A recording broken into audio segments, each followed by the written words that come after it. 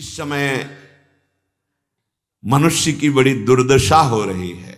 महापुरुषों के वचन। दुर्दशा किसे कहते हैं? जो माया के द्वारा रचे हुए प्रलोभनों और भोगों में अपने जीवन को लगाकर नष्ट कर रहे हैं।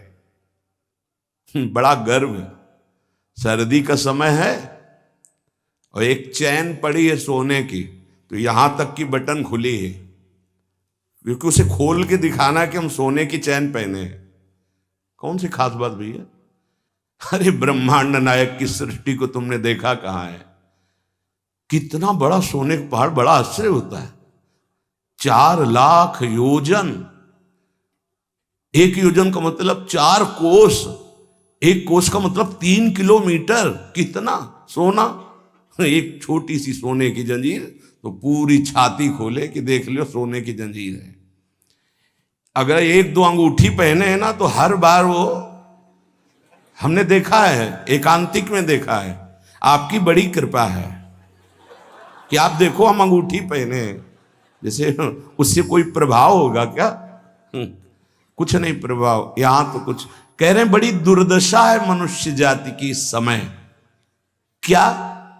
माया रचित भोगों में, माया रचित प्रलोभनों में, माया रचित पदार्थों में भोग बुद्धि, अहम बुद्धि हो गई है। ये भोग विलासता नष्ट करने के लिए तुम्हें मनुष्य शरीर मिला था। तुम अंदर ही अंदर खोखले होकर अपना नाश कर रहे हो। बहुत दया लगती है जब ऐसे, तो लगता है आपको भगवान की कृपा से जो अमूल्य श्वासें मिली, जहां आप इन श्वासों का नाम जप कर दिव्य पद प्राप्त कर सके, वहां तुम ऐसे किस काम के? गांव में पहले बैंक के लॉकर तो थे नहीं, तो दीवालों में सोना गाड़ देते थे। मर गए और जब दूसरों ने जमीन खरीदी और मकान बनाया तो करोड़पति बन गए। क्या जीवन रहा? पूरे जीवन कंजूसी करके जोड़ करके दीवाल में गाड़ के मर गए, या बैंक में जमा करके मर गए। थोड़ा होश में, तुम्हारे पास क्या है जो तुम लेके जा रहे हो? जरा देखो क्या है। अगर नाम जप नहीं है, धर्म नहीं है, भगवत आराधना नहीं, तो खोखले हो। तुम्हारे पास क्या है? आज धर्म के नाम पर पाखंड का तांडव हो रहा है। महापुरुषों के वचन वो किसी से दबते नहीं। जैसे गुरुजन डांटते हैं, ऐसे ये डांट रहे हैं। आज धर्म के नाम पर पाखंड का तांडव हो रहा है। हृदय मेरा कांपता है ये देखकर कि मेरी समाज का क्या होगा। संतों को अगर दुख होता है तो समाज को देखकर दुख होता है। प्रभु पर विश्वास नहीं, शास्त्र का स्वाध्याय उस पर श्रद्धा नहीं, और संतों का शासन नहीं, मनमानी केवल कर्म। सर्वतंत्र स्वतंत्र भगवान की आज्ञा का उल्लंघन करते हुए मनमानी आचरण,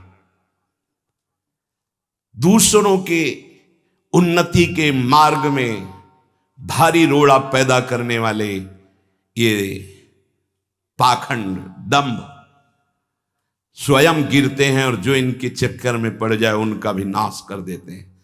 आप गए और औरों घालहीं, जो कहूं सतमार्ग प्रतिपालहीं। ये दंभपूर्ण राक्षसी वृत्ति का विकास होता चला जा रहा है। ऊपर से बड़े सौम्य शांत चिकने स्वच्छ दिखाई देंगे, अंदर बड़ा गंदगी भरी है। विषयाशक्ति और विषय भोगों की कामना, मान प्रतिष्ठा धन, इसकी चाह, बातें ज्ञान की, क्रियाएं अज्ञान की, बातें परम पद की, आचरण नरक जाने की। बड़ा दुख हो रहा है, ऐसा महापुरुष जन कह रहे हैं। बाहरी सभ्यता बहुत जोर की, आंतरिक सभ्यता का नाश हो चुका है। बाहरी सुंदरता बड़ी जोर की, रंग लेके गालों में लगाते हैं। दर्शन अब जब इस समय आते तो दर्शन करते, रात्रि में गाल में रंग लगाने की जरूरत क्या है? संत दर्शन के लिए आए हो तो तुम्हें यहां गाल में, तुम्हारे लाल गाल कौन देखेगा? अरे यहां लाडली लाल के गाल देखने वाले भाई, ये जो नगर है वृंदावन प्रेम नगरी है, यहां लाडली लाल के कपोल देखने वाले हैं। जहां से गौर कांति प्रकट हो रही, श्याम कांति प्रकट हो रही है, जो बड़े बड़े ब्रह्मबोध संपन्न महापुरुषों के चित्त का अपहरण करके बलात् अपने अधीन कर लिया। कृष्णात् परम किमपि तत्त्वम हम न जाने। आप संयम से भगवत आराधना कीजिए, आपकी दृष्टि सुंदर होगी। चेहरा तो मांस खाने वालों का भी चमकता है, चेहरे की चमक साधना नहीं होती, साधना की चमक दृष्टि होती। तुम्हारी दृष्टि कैसी है? तुम्हारे नेत्र बताते हैं कि तुम्हारी स्थिति कहां है। साधु चमड़ा देख के नहीं पहचानता है, साधु दृष्टि देख के पहचानता है। आज हमारी सुंदरता बढ़ रही लेकिन हृदय असुंदर हो रहा है। दंभ व्यभिचार मिथ्याभिमान हिंसा दुर्गुण दुराचार, इनकी उन्नति होती जा रही है। आध्यात्मिक गुरुजनों के वचन शास्त्र वचन, इनकी हत्या हो रही है। न गुरुजनों के वचन न शास्त्र के वचन, इनका नाश किया जा रहा है, माना नहीं जा रहा। धन्य भाग है जो मान रहे हैं। सर्वव्यापी सर्वप्रिय सर्वमय सर्वानंदमय प्रभु ने तुम्हें मानव दे भारत भूमि में खास करके इसलिए दी है कि तुम अपने दुखों को मिटाकर परम सुख में स्थित हो जाओ। उसके लिए एक सीमाएं रखी गई हैं धर्म की, भोगों को सीमा में बांध दिया गया है। अगर उन सीमा के अंतर्गत धर्मयुक्त भोगों का भोग भोगते हुए, नाम जप करते हुए अपने जीवन को व्यतीत करोगे तो तुम्हारे सारे पाप नष्ट हो जाएंगे। तुम्हें अन्य अलग कुछ नहीं अनुष्ठान करना पड़ेगा। नाम जप मात्र से तुम्हें एक महान आनंद के भोक्ता बन जाओगे। तुम समस्त बंधनों से मुक्त हो जाओगे। ज्यादा कठिन नहीं, बस धर्मयुक्त सीमा में रहकर नाम जप करना है। पर आजकल पता ही नहीं कि धर्म किसे कहते हैं। कोई बिरला ही महापुरुष जानता है, नहीं तो धर्म के नाम पर केवल वासनाओं की पूर्ति का खेल खेला जाता है। ये महापुरुषों के वचन है, जरूर सुनने चाहिए। कड़वे हैं पर बहुत औषधि का काम करेंगे। महापुरुष ये नहीं सोचते कि सामने वाले को बुरा लगेगा। हम चाहते कि बुरा लगे और तुम अच्छे बनो, बुरा लगे तुम गंदी बातों को छोड़ो। आज धर्म के नाम पर अपनी वासनाओं की पूर्ति का ढोंग किया जाता है, दंभ किया जाता है। कुछ बिरले ऐसे महापुरुष जन हैं जो धर्म को जानते हो, धर्म पर चलते, धर्म के लिए प्राण बलिदान किया जाता है। उस प्रभु को तुम धोखा देना चाहते हो जो तुम्हारे अंदर बैठा है, जो सर्वज्ञ है, सर्वांतर्यामी है। कौन देखता है यहां? अरे क्या वो देख रहा है जो निर्णायक है। उसको किसी वकील या गवाह की जरूरत नहीं है। वो तुम्हारे अंदर बैठा देख रहा है। जहां तुम संकल्प कर रहे हो वहीं वो देख रहा है। जो गुरु से डरता है, भगवान से डरता है, वो माया से निर्भय हो जाता है। जो गुरु से नहीं डरता, माया उसे बरबस बलात् ऐसे आचरण कराती कि रात दिन डरना पड़ता है और दुर्गति प्राप्त होती है। भगवान का नाम बहुत दिव्य है। अभी तक जो गलती हुई उसका सुधार करने के लिए आपको अवसर दिया है। ये जो सत्संग मिल रहा है कृपा पात्रों को मिल रहा है, जिनके कानों में सत्संग पहुंच रहा है और उनको विश्वास है कि इस हमारा कल्याण करने के लिए भगवान ने हमारे कानों तक ये सत्संग पहुंचाया है। अब लो नशानी अब ना नशई हूं। अब तक जो गलती हुई अब नहीं करेंगे। भगवान नाम को भूल करके, धर्म की अवहेलना करके कोई भी हो उसका सर्वनाश पतन निश्चित है। सर्वनाश का तात्पर्य होता है ये जो तुम्हारी श्वासें मिली, तुम्हें बुद्धि मिली, दोनों खत्म हो जाएंगी। ज्यादा अपराध बन जाएगा, काल मृत्यु हो जाएगी। ये श्वासें बहुत कीमती है। देखो अभी अवसर मिला है तो तुम्हें माया समझने नहीं दे रही। जहां ये शरीर छूटा फिर तुम्हारे बस की कोई बात नहीं बनेगी। तुमको जबरदस्ती अवश्य में भोक्तव्यम कृतम कर्म शुभाशुभम, दंड भोग, जब जेल मिल जाती है ना तब तुम्हारी कुछ नहीं चलेगी। जो वहां का सिद्धांत है उसके अनुसार चलोगे, नहीं तो और दंड पे दंड भोगना पड़ेगा। फिर 83,99,999 योनियां, इनमें कौन सी योनि है जिसमें सुख मिल पावे? केवल क्लेश ही क्लेश। अपनी बात नहीं कह सकते, अपनी रक्षा नहीं कर सकते, अपने कल्याण के लिए कुछ सोच नहीं सकते किसी भी योनि में, चाहे देवता क्यों न बने हो। देवता भी भोग योनि है, कर्म योनि नहीं। केवल मनुष्य कर्म योनि है, भारत भूमि। इसलिए परम साधन, परम साध्य श्री भगवान का नाम है। इस कलयुग में और कोई साधना हो पाना बहुत कठिन है। जो साधन के सूत्र बताए गए हैं उन पे स्थित हो पाना, जैसे अष्टांग योग, अब 3 घंटे बिना हिले डुले पद्मासन सिद्धासन में बैठते हैं, आज भी हैं, पर बहुत कम। मंत्रों को सिद्ध कर लेना आज मजाक माना जाता है कि ऐसा कैसे हो सकता है, मंत्रों से भगवान प्रतिष्ठित हो जाएंगे। अरे भगवान का अवतार हो गया। राम जी की प्राण प्रतिष्ठा में तुम्हें ऐसा लगता है कि कैसे ऐसे हो सकता है? तो राम जी जब प्रकट हुए तो मंत्रों से ही हुए। एक ब्रह्म ऋषि का नाम श्रृंगी ऋषि, उनको बुलाया गया, मंत्रानुष्ठान करके पुत्रेष्टि यज्ञ की और मंत्र से अभिषिक्त उस खीर को पवाया गया, महाराज दशरथ जी को दिया गया।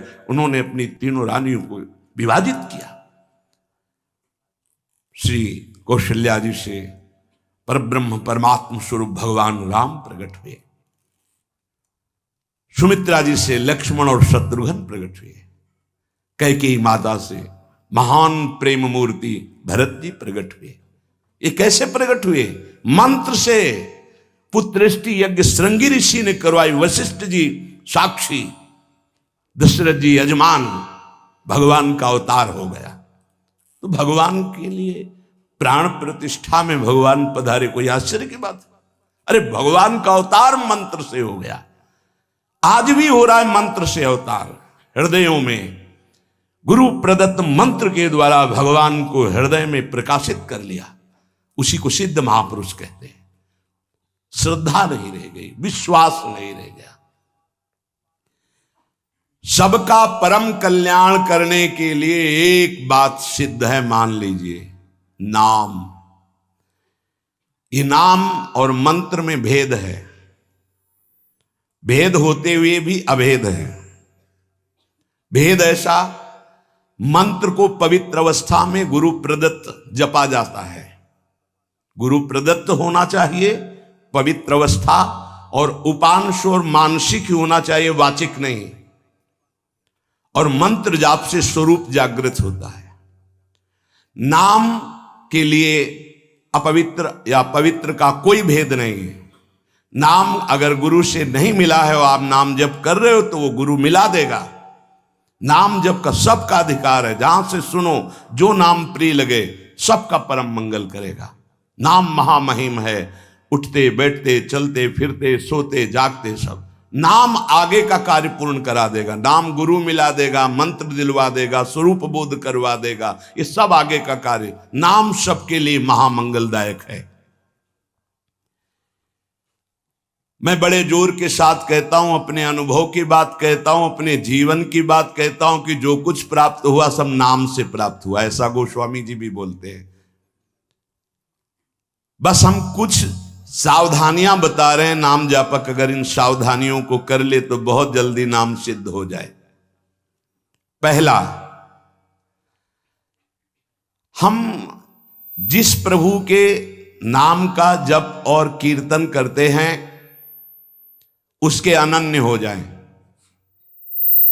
अनन्य एक खास बात है। पहली, जो नाम जप करते हैं उसके अनन्य हो जाएं। उठते बैठते सोते जागते वही नाम हमारा जीवन बन जाए। बस ये बहुत खास बात है, इसलिए जल्दी इस पे स्थित नहीं हो पाते। जो लोग ये कहते हैं कि मैं तो बहुत से नाम जपता हूं, तो उनको गुरु कृपा प्राप्त नहीं हुई अभी। देख लेना, जिस दिन गुरु कृपा प्राप्त होगी तो आप समिट जाओगे। गुरु कृपा प्राप्त होने का ये प्रभाव होता है कि वो गुरु प्रदत्त नाम और मंत्र में अनन्य हो जाता है, हो ही जाता है, स्वाभाविक हो जाता है। पर जिसको नाम सिद्ध करना है उसको उस नाम के अनन्य होना होगा। जो नाम कीर्तन करते हो, जो नाम जप करते हो, उसके अनन्य हो जाओ। एक ही परमात्मा है, उसके नाम अनंत है, लेकिन अनंत नाम नहीं जपे जा सकते। नाम एक ही पकड़ो और जो पकड़ो उसके अनन्य हो जाओ। जिह्वा से वही तुम्हारे स्फुरित होने लगेगा। दूसरा, नाम की महिमा है। कितना भी बड़ा पाप किया जाए और नाम जापक का कुछ नहीं बिगाड़ सकता, भस्म कर देता है नाम पाप को। इस बात का भरोसा करके पाप करना, ध्यान दीजिए, नाम की महिमा ऐसी है, पक्का है, पर नाम की महिमा का भरोसा करके पाप करना, नाम सिद्ध नहीं होगा। आपके हृदय की अशांति दूर नहीं होगी, चिंता दूर नहीं होगी, आपको अविश्वास हो जाएगा नाम जप में। प्रभु के नाम का सहारा लेकर के पाप नहीं करना। हां, भूल हो जाना और पाप करना, इसमें अंतर है। हमसे भूल हो गई, हमसे गलती हो गई, तो कोई और प्रायश्चित करने की जरूरत नहीं, वो नाम जप ही सब पाप नष्ट कर देगा। लेकिन नाम पाप नष्ट कर देगा ऐसे विचार करके जो नवीन नवीन पाप करता है, वो नामापराधी के हृदय में कभी नाम चल ही नहीं सकता। नाम दैन्य भाव से जो शास्त्र और गुरु की आज्ञा में रहता है वहां चलता है। नाम चिदानंद है, भगवान है, कोई केवल शब्द मात्र नहीं है। नाम की ओट में पाप जो करते हैं बड़े नामापराधी हैं, तो नाम उनका मंगल कल्याण करने के लिए जो समर्थ है वो हृदय में नहीं चलेगा, विक्षेप पड़ जाएगा, नाम छूट जाएगा, जीवन बर्बाद हो जाएगा। इसलिए नाम की आड़ में कोई पाप ना करे। भूल से गलती हो गई, पूर्वाभ्यासवश गलती हो गई, तो और कोई प्रायश्चित की जरूरत भी नहीं है, नाम अपने आप पावन कर देगा। तीसरी बात, अपने आराध्य देव के नाम के बदले में कुछ भी लेने की तैयारी मत कर लेना, नहीं घाटा हो जाएगा। जैसे एकांतिक में प्रश्न किया था कि हम अपनी कामनाओं की पूर्ति नाम से करवाना चाहते हैं, तो क्या हमारा नाम का फल क्षय हो जाएगा? हाँ, हो जाएगा। रुपया है, आपने उसको खर्चा कर दिया, और अगर आपने खर्चा नहीं किया तो उसका ब्याज मिलेगा, और ब्याज खर्चा करोगे तो मूलधन जमा रहेगा। तो जो भगवत भजन करने वाले चतुर सुजान होते हैं वो मूल को कभी खर्चा नहीं करते। क्या मूल का खर्चा? जो हम भजन कर रहे हैं मुझसे के बदले में कुछ नहीं चाहेंगे, तो ब्याज क्या होगा? नाम आपकी व्यवस्था अपने आप बढ़कर करता रहेगा, जो आप मांगना चाहते थे उससे बढ़कर। आप देख लेना, पहले नाम को तो एकत्रित करो। जब नाम रूपी धन एकत्रित हो जाता है तब बिना चाहे आगे से आगे भारी व्यवस्था होती रहती। सही पूछो तो केवल रोना आता है। इतना प्यार कौन कर सकता है प्रभु के सिवा? कैसे आश्चर्य में, सर्वाश्चर्य में, कैसे तुम्हें वो वाणी की सामर्थ्य नहीं कि वो प्यार बताए। जो महापुरुष भगवान के समान है, सच्ची मानिए, व्यक्त अव्यक्त, वो आके दुलार करते हैं उस उपासक को जो केवल भरोसा ले लिया है प्रभु का, कोई कामना नहीं और नाम जप करता है। व्यक्त अव्यक्त महापुरुष आके दुलार करते तो एकांत में केवल रोना आता है कि प्रभु मुझ अधम पर इतना कैसे प्यार। ये सब ब्याज में हो रहा है, मूल तो आपका नाम धन जमा ही है। व्यक्त अव्यक्त महापुरुष दुलार करते हैं, बलिहार निहाल कर देते हैं प्रभु। अपने आराध्य देव के नाम के बदले में कुछ भी लेने की तैयारी मत कर लेना, क्योंकि बहुत घाटा हो जाएगा। जैसे महामणि के बदले में कांच लेने वाले को क्या कहा जाएगा? मूर्ख। ऐसे ही नाम जप के बदले में माया जनित कोई भी सौदा ले लिया तो घाटा हो जाएगा। एक तरफ नाम तुम्हारा है, एक तरफ संसार की भोग सामग्री नहीं चाहिए, पीछे पड़ी रहेगी। हर सुविधाएं आपके पीछे पड़ी रहेंगी। विश्वास कीजिए, एक बार परीक्षा में पास हो जाइए, आपके सामने है, आप नाम के बदले में ले लीजिए। नहीं, वो तो वस्तु मिलेगी ही जो नाम के बदले में कह रहे थे। नाम तुम्हारा सुरक्षित बचा रहेगा। अरे कुबेर भी जिनके एक सेवक हैं, लक्ष्मी भी जिनकी दासी हैं, उन प्रभु की बात कर रहे हैं। उन प्रभु को अधीन करने वाला नाम है, उसके बदले में कुछ लोगे तो घाटा हो जाएगा। ये बैठा लो तो बोले हमारा काम कैसे चलेगा, कृपा से सब अपने आप व्यवस्था हो जाएगी, आप चिंता मत करो। नाम जापक की लौकिक पारलौकिक सब व्यवस्था का ठेका स्वयं भगवान लेते हैं। योगक्षेमम वहाम्यहम। एक साधारण आदमी कह दे कि जाओ आज से निश्चिंत रहो, मैं तुम्हारी देख लूंगा सब व्यवस्था, तो तुम निश्चिंत होने लगोगे। अनंत ब्रह्मांडों का सर्वज्ञ सर्वत्र सर्वशक्तिमान कर तुम अकर तुम अन्यथा कर तुम परमात्मा बोल रहा है। अनन्यश्चिंतयन्तु मामे जनाः परिपासते तेषां नित्याभियुक्तानां योगक्षेमं वहाम्यहम्। और तुम विश्वास नहीं कर रहे, तुम अपने नाम को बेचना चाहते हो।